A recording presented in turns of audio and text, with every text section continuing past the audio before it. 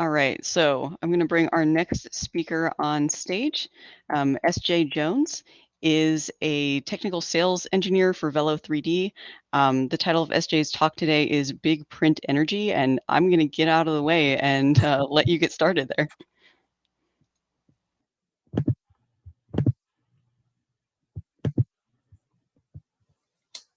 All right, can everybody hear me? I checked the audio. Adam, I see you're in the chat. Can you give me a shout? Okay, cool. The yeses are coming through. All right. Let me see. Okay. It says that I'm sharing, so I'm assuming that I'm sharing and that all of you can see it. My name is SJ. I'm here to talk to you all about big print energy. I'm just going to do like a real quick check to make sure everything's copacetic. I'm like getting paranoid that like all the slides, it is working. Okay, cool. When we click share, we can't see the chat. It just blocks out everything so that you guys all have context. But yeah, all right.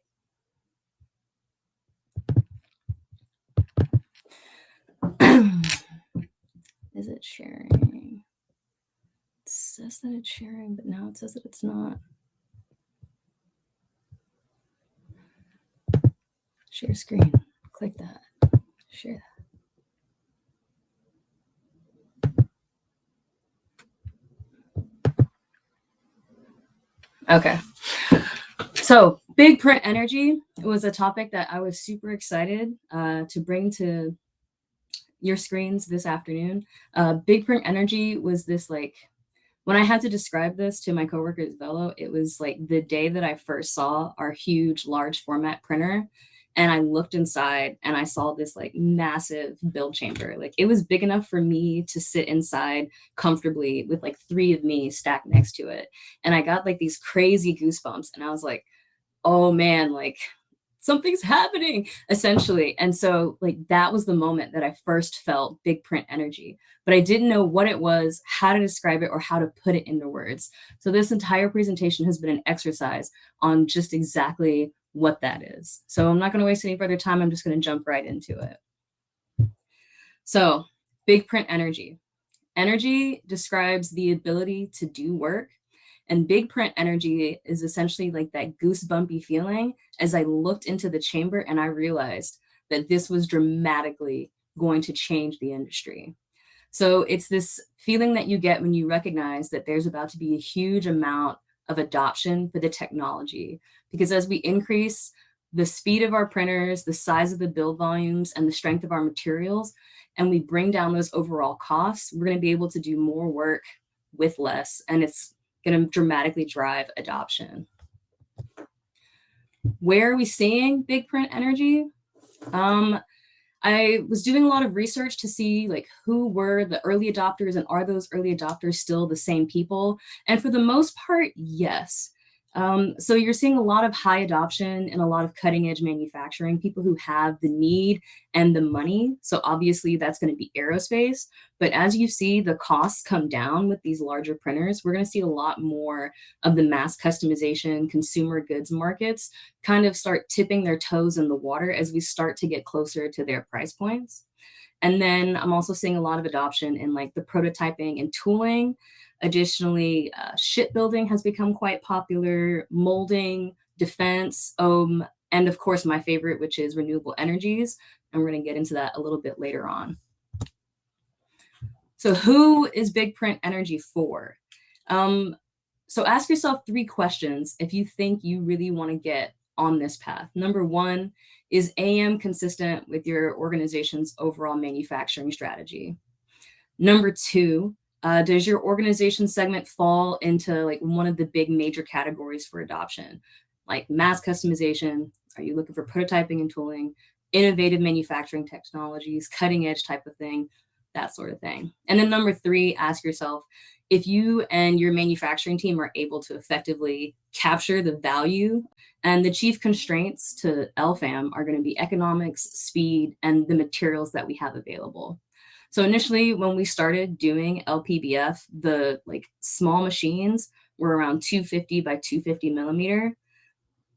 And that was for R&D. That was when we're printing little cubes trying to stabilize the process. And then as we moved into medium-sized machines, which are considered like, standard for right now, that's between like the 300 millimeter and 400 millimeter size range. They're still considered research and small production machines because we can't fit quite as many parts on them.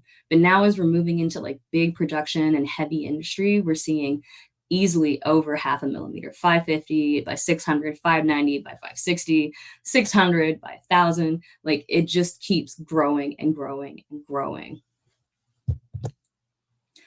So when do you know that it's time for you to go big versus kind of like staying in, where you are? Should I jump to a bigger pond or should I stay in the one that I'm in? So my team and I got together and we brainstormed a couple of ideas and we looked at some research to come up with a couple of pointers for you to figure out when it's time or when you're ready to really go bigger. So number one, make sure that the original design fits inside the build volume. That's like the most critical, the most key thing. If you come to me with a part that's like 3 meters by 6 meters, I can't help you. Number two, is your part produced in low quantities? If you need thousands of these a year, you're probably going to need like thousands of printers in certain respects. And that may not be the cost you want. So make sure it's produced in low quantities. Make sure the part is complex and labor intensive to produce. I wish I could bold font italicize this. Make sure your part is complex, bold, and labor intensive to produce. This just means that make sure that it makes sense for additive. So if you have a really simple part and you can go make it another way for a lot cheaper, big print energy is probably not for you. Number four, your part should not have critical low surface quality requirements. Not saying that we can't hit surface quality requirements, especially through post-processing, but if it's like incredibly critical, you may want to think twice before you go big print.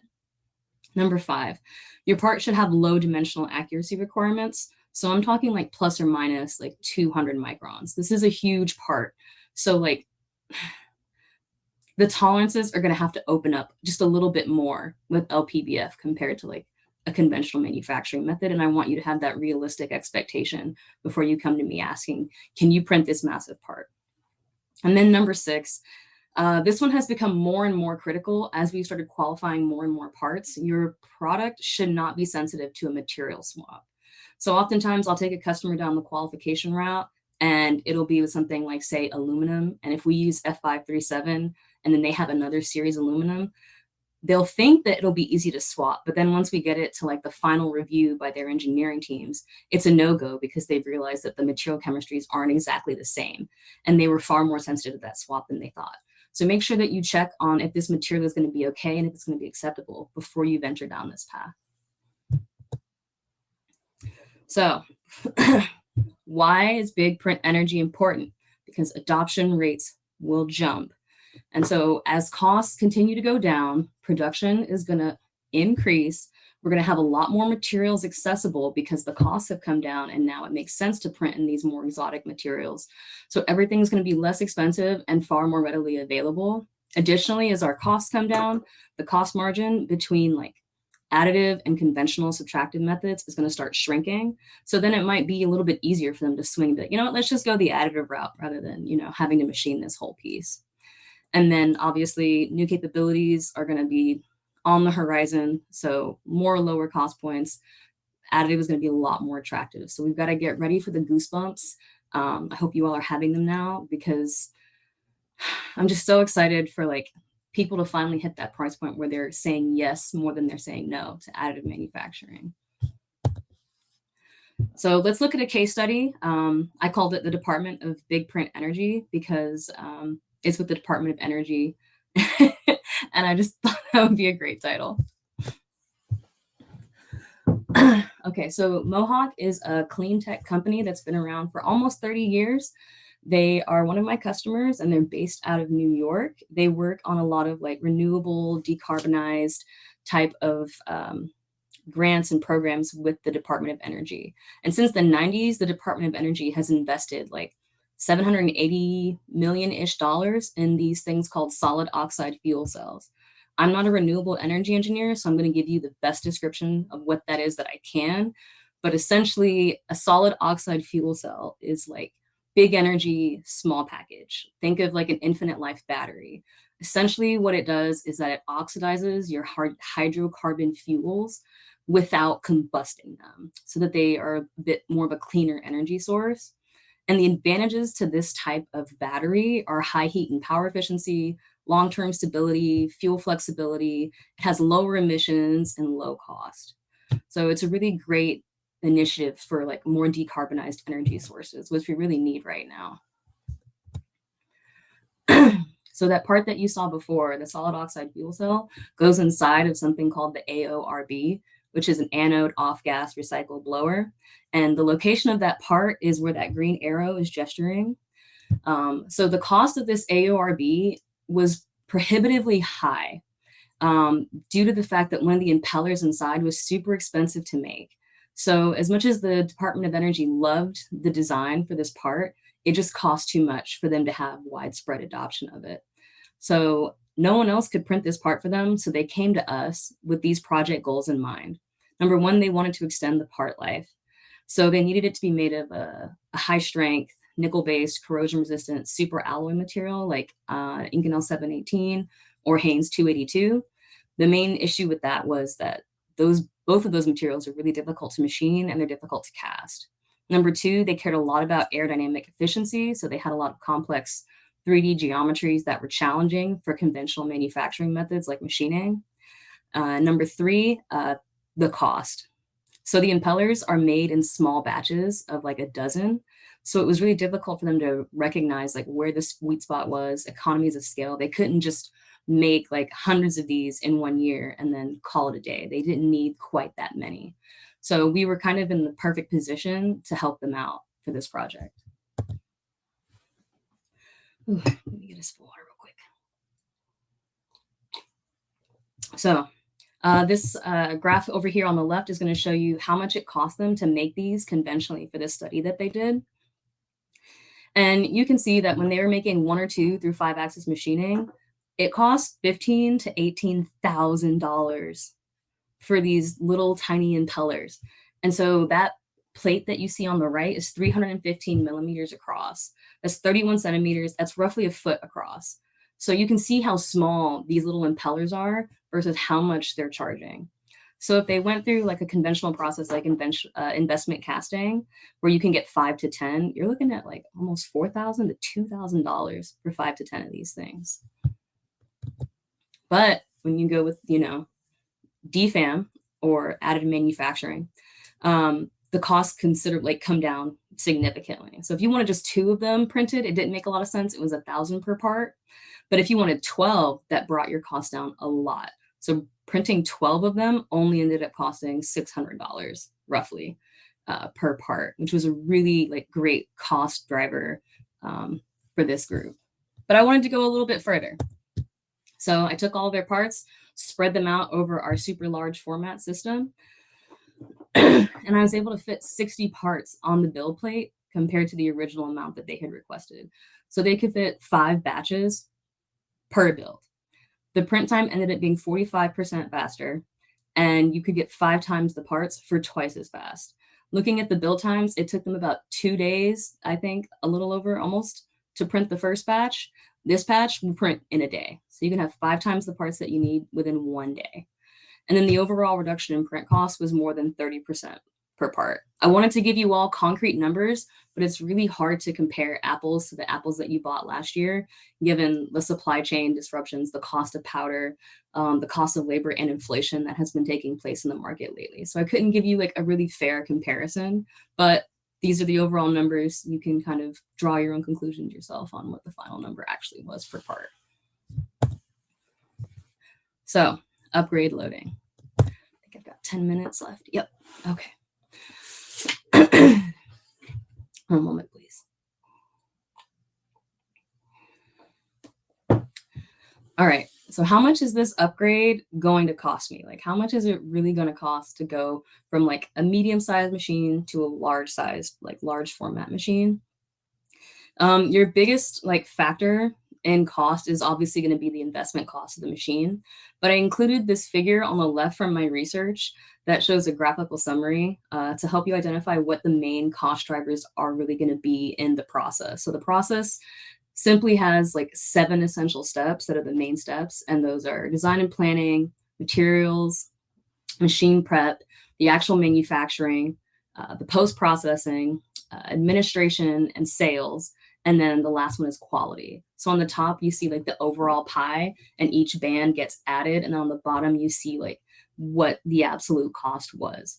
And you see that a lot of the cost is in the upfront design and planning, which definitely aligned with a lot of my own personal experience. So when you do make that shift over from like medium size to large size, the cost of the machine and then the cost of like your development and planning on how you're going to use it effectively is going to be where you're going to spend your most time and money and resources. So to simplify, your process reaches peak optimization when you're building a product with high quantities of small bodies on your build plate. And then you're less effective when you're only printing one part all the way across the plate. It's just the way the costs work out.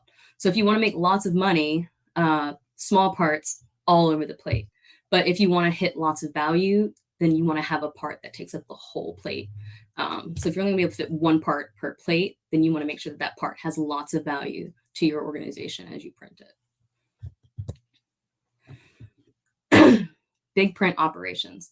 So I have found since working at Velo that a lot of my customers are very knowledgeable in the overall operation of the machines. And these are just a few of the things I wanted to touch on that my customers are getting more savvy to ask about when they're evaluating like which big system is going to be for them. So number one, evaluate your machine investment cost, which we just talked about. 2, what's the maintenance cost of the machine and the maintenance schedule. 3, layer thicknesses, what layer thicknesses are going to be available to you for when you're printing. 4, scan print speed, because that affects your throughput. 5, your cool down period. So how long do I have to leave this super heavy, super hot part in the machine to cool off before I can take it out, and then start the next one? That's a really big factor that I see a lot of customers not considering when they're making these like massive production schedules. You do have to wait for the parts to cool down before you can take them out. Next is the machine start period. There's also a start up time.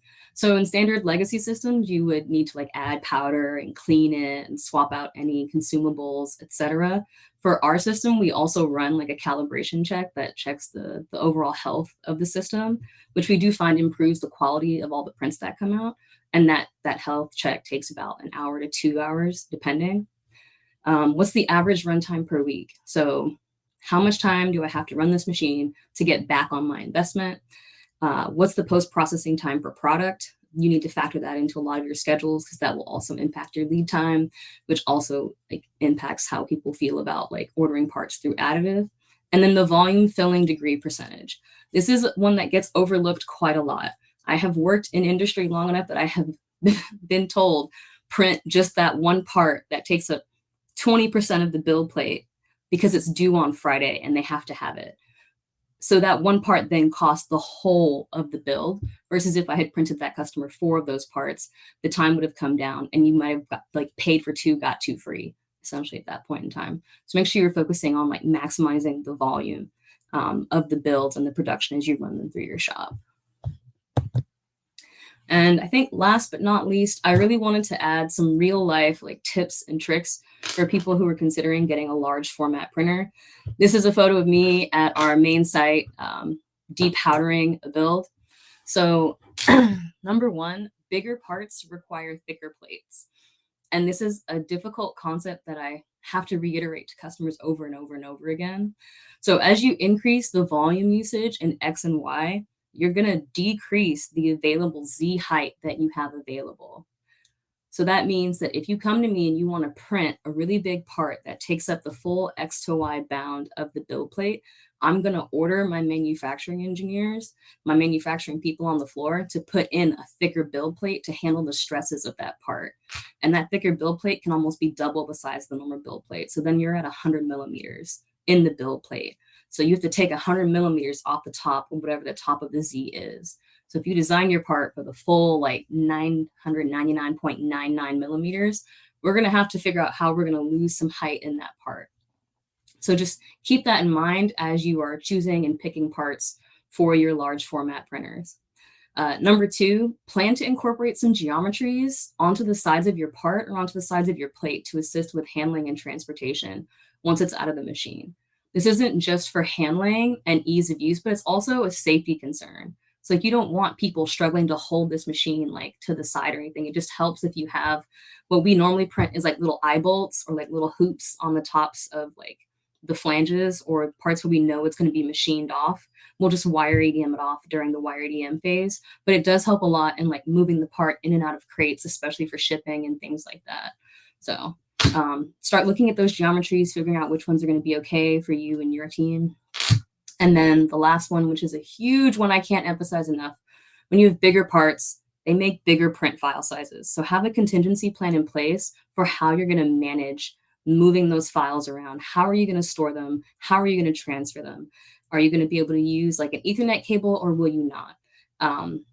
It all depends on what your workplace IT has in place, but make sure you bring your workplace IT into the conversation when you're getting set up for this. And finally, I just want to talk about a little bit of like upcoming work. So there's not a lot published for large format printing in metals like at all because it's so new. So I looked at a lot of what's coming, like what's come through with FDM and like polymers and things like that. And they said that when you're starting this out, start studying like how the supports change, how the overhang angle, how the overhang distance is going to change, and also like how the thickness of the part behaves per material. So that's number one, is we've got to look at all of that, run a lot more studies on that. And then number two, there's an absence of a published design process for large format area printing currently at the moment. We're working on one internally and we're doing the best that we can, but large prints require large dollar bills, y'all. So we're trying to maximize every dollar bill as effectively and strategically as we can. And we can't do it all on our own. So if you want to get involved in a lot of LFAM, go ahead, send me an email, reach out. We would love to have conversations with you all. These are all the references to a lot of the research that I did. Shout out to all of these people. Thank you so much for your insight. And thank you everyone for being here with me this afternoon. I really appreciate your time.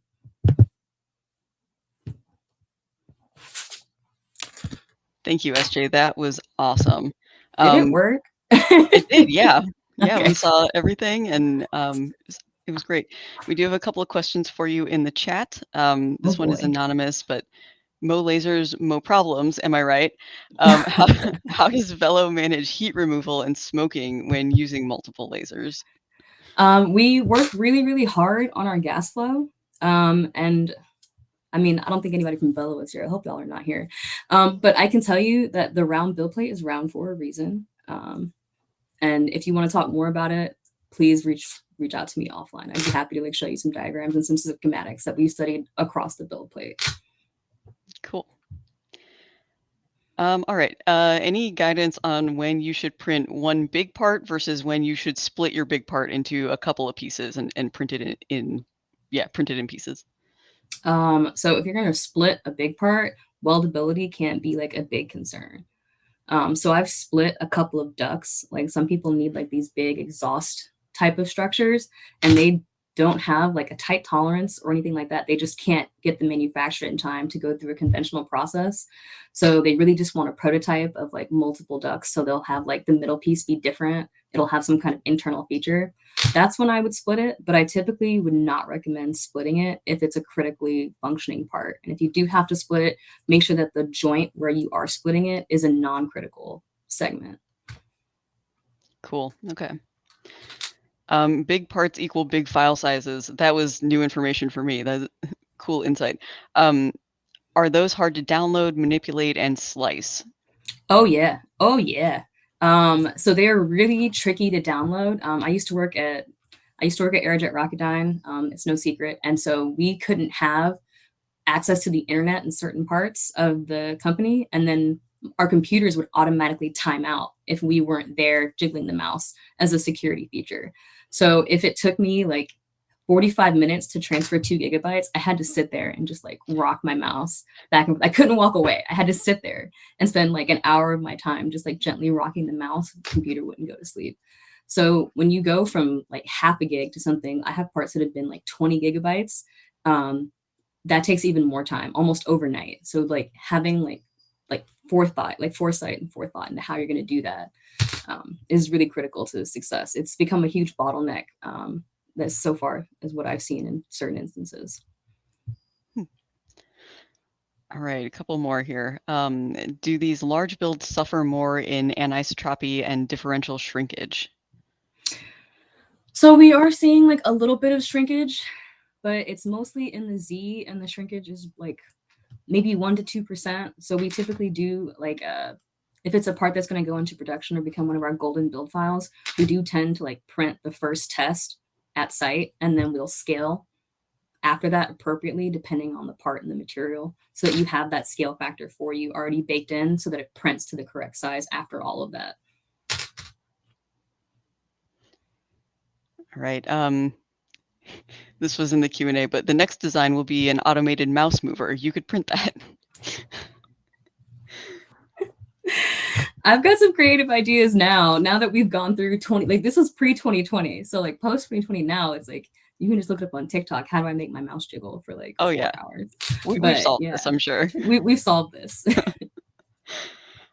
For a really large build, how long does it take to start up and cool down? Do you factor that into your costs? So we don't factor it into our costs, but if your cost model does factor that in, it's important. So I think for like the 1 meter tall parts in copper, I've had a customer tell me that it took, because copper like is such a good conductor of heat. So we'll make that one like the one that would take the longest. I think they said it took about 8 hours for the part to cool off. Wow. Yeah, yeah. It's really hot. Like it's too hot to safely handle. So you do have to give it time to like reach its zen moment. And then I guess one more question. So you talked about how like bigger parts need bigger build plates. You have to sort of anticipate how you're going to handle those types of parts. What are maybe particular pieces of equipment or tools that companies should think about if they are planning to build really big, heavy stuff? So the biggest mistake that I've seen is that companies will not plan their exit strategy effectively when they put a bunch of printers in side by side. Essentially, you want to make sure that like you can put a forklift in. So you for like especially for like the large format printers, we're going to be like putting a forklift in to like lift the whole build chamber out. Or to lift the entire part out in certain instances. And then you have to be able to back that forklift out. So it can be a hand truck, it can be like a regular forklift. You can't use like the hand forklifts anymore because it's just too much weight. But the hand trucks are pretty popular, but they have to have enough space to get in and out comfortably and safely for the operators. So like having enough space in between the machines and not having too much in front of the machine is going to be really critical to make sure no one gets hurt and everything is good. Yeah, that's a good point. The layout of the facility really matters. Mm-hmm. All right. I think that will be it for this presentation. SJ, thank you so much.